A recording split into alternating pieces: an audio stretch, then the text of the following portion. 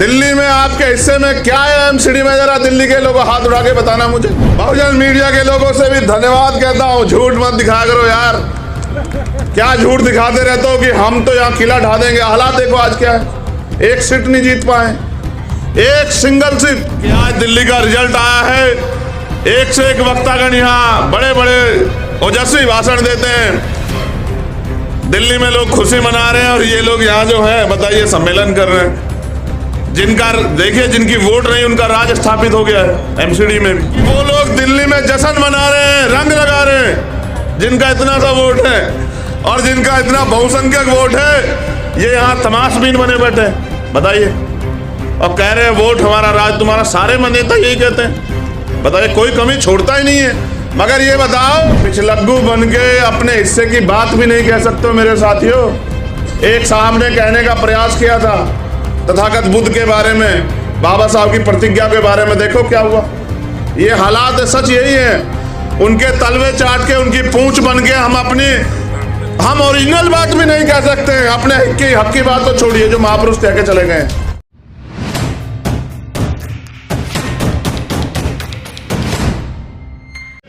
सभी वक्तागणों के जो संदेश और संदेश दोनों पे अपनी बात को आगे बढ़ाते हुए मैं समझता हूं वाकई में हालात नाजुक हैं और इन हालात नाजुक में हमें एकता के अलावा कोई चारा दिखाई नहीं देता।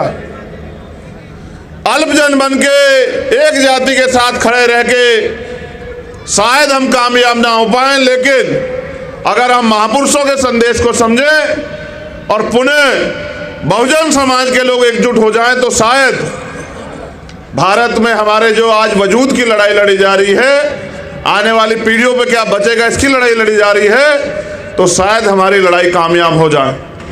मैं तो आंदोलन चलाने वाले सभी साथियों में उम्र में सबसे छोटा हूं, लेकिन मेरा प्रयास रहता है कि मैं कभी भी अपने कार्य से निराश ना करूं। मैंने तो सीखा ये है और यही सिखाया है कि जब भी जहां भी जरूरत पड़े तन मन धन से तैयार रहना, अपने लोगों को निराश मत करना। और मैं अभी भी इस प्रयास में लगा हुआ हूं कि राष्ट्रीय स्तर पे बहुजन समाज के लोगों में एकता बने और मुझे लगता है कि ये प्रयास भी आने वाले समय में सफल होंगे। लेकिन निराशा इस बात की है कि भारत में महापुरुष भी बताएं, संविधान भी कहता है कि लोकतंत्र है, लोकतंत्र में जिनका वोट होता है उनका राज होता है, लेकिन भारत के लोकतंत्र में जिनकी संख्या ज्यादा है उन पे अन्याय अत्याचार भी ज्यादा है और वो अधिकारों से भी सबसे ज्यादा वंचित हैं।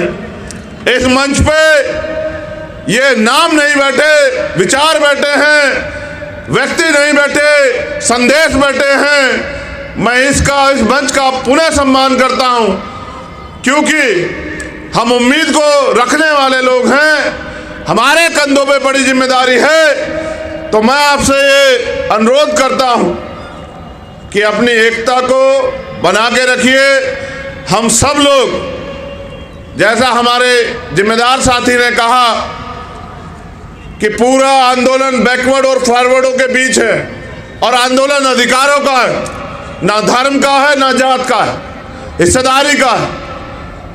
मैं इस बात को और ताकतवर तरीके से संबद्ध करता हूं कि आज के दलित और आदिवासी भी इस देश में पहले से अगर ज्योतिबा फूले को पढ़े, आधुनिक भारत में जो महापुरुष हुए हैं, या डॉक्टर बाबा साहब अम्बेडकर को पढ़े, तो उनके आंदोलन हमें शिक्षा देते हैं कि हम अतिशूद्र और शूद्र थे, हम अछूत और अतिशूद्र थे, यानी कि हम सारे ही बैकवर्ड क्लास के लोग हैं, चाहे दलित हो, आदिवासी हो, या पिछड़े वर्ग के लोग हों या माइनॉरिटी के लोग हों। तो मैं इस बात को और ताकतवर बल देता हूं कि ये पूरा आंदोलन अगड़े और पिछड़ों का आंदोलन है और जब पिछड़े वर्ग के लोग अधिकारों के लिए लड़ने का काम करेंगे तो डंडे और झंडे के साथ हम इस आंदोलन को सींचने का काम करेंगे, क्योंकि आने वाले नस्लों का जवाब देना है।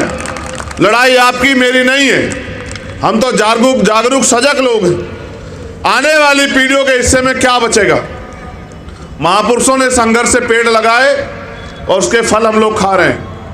आज अगर प्राइमरी स्कूल के हेडमास्टर का बेटा यहाँ खड़ा होकर बोलता है तो ये महापुरुषों के संघर्ष, बलिदान, त्याग के जो कारण जो हमें फल मिले हैं, जो अधिकार मिले हैं संविधान में, ये उनकी देन है।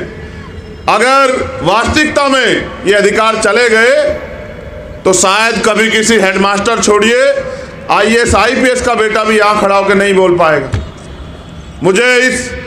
मैंने बड़ी मजबूती से महसूस किया और मुझे हमेशा साथियों ने प्रेरित किया कि पढ़िए, क्योंकि मेरी उम्र कम है तो मैं ये तो नहीं कह सकता मैं 30 साल से आंदोलन चला रहा हूँ या 40 साल से आंदोलन चला रहा हूँ या 20 साल से आंदोलन चला रहा हूँ। मैंने तो जो कुछ भी सीखा इस मंच पे बैठे हुए लोगों से या महापुरुष जो लिख के गए उससे सीखा।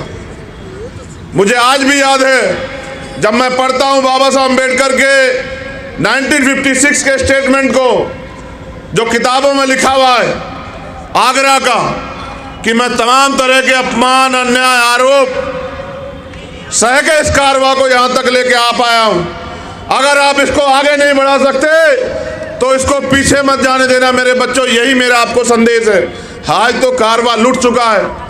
भक्ति छोड़िए साहब, हालात देखिए क्या हो गए हैं। वो जो नेता घर से बाहर नहीं निकलते उनको आपकी और मेरी परवाह नहीं।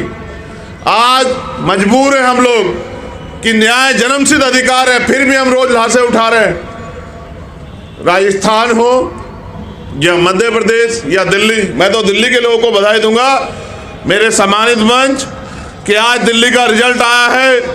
एक से एक वक्तागण यहाँ बड़े बड़े ओजस्वी भाषण देते हैं। दिल्ली में लोग खुशी मना रहे हैं और ये लोग यहाँ जो है बताइए सम्मेलन कर रहे हैं। जिनका देखिए, जिनकी वोट नहीं उनका राज स्थापित हो गया है MCD में भी। इनका देखिए, इनका हौसला और इनका रास्ता देखिए कि वो लोग दिल्ली में जश्न मना रहे हैं, रंग लगा रहे हैं, जिनका इतना सा वोट है और जिनका इतना बहुसंख्यक वोट है, ये यहाँ तमाशबीन बने बैठे हैं बताइए, और कह रहे हैं वोट हमारा, राज तुम्हारा। सारे नेता यही कहते हैं, बताइए, कोई कमी छोड़ता ही नहीं है। मगर ये बताओ दिल्ली में आपके हिस्से में क्या है MCD में, जरा दिल्ली के लोगों हाथ उठा के बताना मुझे। बड़े हमारे बहुजन मीडिया के लोगों से भी धन्यवाद कहता हूँ, झूठ मत दिखाया करो यार। क्या झूठ दिखाते रहते हो कि हम तो यहाँ किला ढा देंगे। हालात देखो आज क्या है, एक सीट नहीं जीत पाए, एक सिंगल सीट। पिछलग्गू बन के अपने हिस्से की बात भी नहीं कह सकते हो मेरे साथियों। एक साहब ने कहने का प्रयास किया था तथागत बुद्ध के बारे में, बाबा साहब की प्रतिज्ञा के बारे में, देखो क्या हुआ। ये हालात सच यही है। उनके तलवे चाट के, उनकी पूंछ बन के हम ओरिजिनल बात भी नहीं कह सकते हैं। अपने हक की बात तो छोड़िए जो महापुरुष कह के चले गए। इसलिए कह रहा हूं दिल्ली के लोग बधाई के पात्र हैं। इतनी बड़ी आबादी और फिर भी बैठना जूतों में ही है, तो मैं क्या कर सकता हूं भाई बताओ, जब आप लोग सुधरना नहीं चाहते हो। मैं तो प्रयास कर रहा हूं और मेरे साथ हजारों साथी प्रयास कर रहे हैं दिल्ली में भी कि हमारे लोग जागे, लेकिन आप आदत छोड़ने को तैयार नहीं है।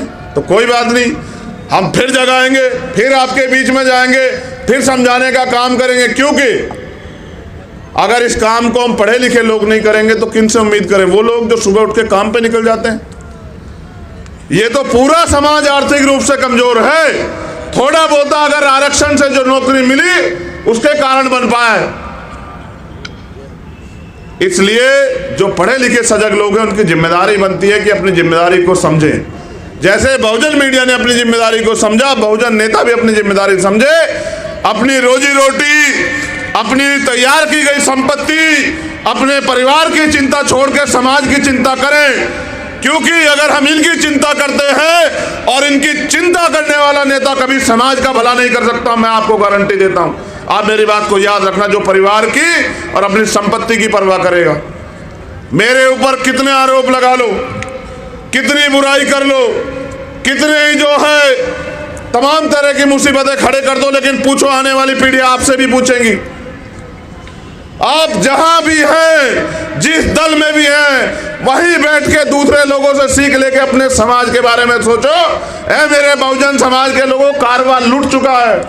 EVM पे रोते रहो, आरक्षण पे रोते रहो, किसी और चीज पर रोते रहो। एक वोट का अधिकार बाबा साहब अम्बेडकर दे के गए आपको कि इस वोट से इस देश में आपका राज आएगा और इस उम्मीद के साथ चले गए कि आने वाली पीढ़ियां समझेगी। कहा 10 डॉक्टर, 10 इंजीनियर, 10 वकील जिस समाज में तैयार हो जाएंगे उनको कोई नहीं रोक सकता। बताओ रुके नहीं रुके हो? आज लाखों डॉक्टर, लाखों इंजीनियर, लाखों वकील हैं, मगर बताओ न्याय मिल रहा है नहीं मिल रहा है? मेरे काबिल साथी यहाँ बैठे हैं, कह रहे थे EWS पे फैसला आएगा हमारे पक्ष में, और एक दो काबिल और बैठे वो हंस भी रहे थे, कहे कि ये गुमराह कर रहे हैं, कोई फैसला नहीं आएगा। वाकई में नहीं आया। क्लोजम सिस्टम भी इसमें है, लेकिन उनको चैलेंज कहाँ से करोगे? उसकी ताकत बता दो कहाँ है। बस इस देश में सड़कों से नारे लगते हैं और कानून सदनों से बनते हैं। आप इससे बड़ा सम्मेलन करो, जिनको कुछ देना नहीं वो नहीं देंगे, लेकिन अगर आप अपनी ताकत बना लोगे और कानून बनाने की हैसियत में चले जाओगे, फिर आपके लोग आधे से फैले नहीं रहेंगे। तो मैं मेरे सोए हुए बहुजन समाज के लोगों, चाहे कितनी भी निंदा करो, कितना भी विरोध करो, लेकिन हालात देखो कि आज हालात क्या है। और मेरा पूरा भरोसा है कि बाबा साहब अम्बेडकर ने एक बात कही थी कि 21वीं सदी हमारी है, ये 21वीं सदी चल रही है, हम रहे ना रहे, आप उम्मीद रखो जो इधर बैठे हैं वो भी और जो इधर बैठे हैं वो भी, ये देश भी सलामत रहेगा, हमारा राज भी आएगा और महापुरुषों का सपना पूरा। क्योंकि बाबा साहब अम्बेडकर झूठे नहीं हो सकते, उनकी औलादे झूठी हो सकती है, नालायक औलादे, सच्चे औलादे भी झूठी नहीं है और बाबा साहब अम्बेडकर भी झूठे नहीं। अगर ज्यादा लोग नहीं कर रहे हैं, कुछ तो कर रहे हैं, और जो दांव पे लगा के कर रहे हैं उनका बहुत बहुत धन्यवाद। पुणे आयोगों का धन्यवाद, इस उम्मीद के साथ कि सजग रहिए, जिम्मेदार बनिए, अपनी जिम्मेदारी को समझिए। जो महापुरुषों के आंदोलन से आपको मिला है, उसके बाद आपकी जिम्मेदारी बनती है कि समाज की जिम्मेदारी भी आपकी है। पुनः फिर मुलाकात होगी। जय भीम,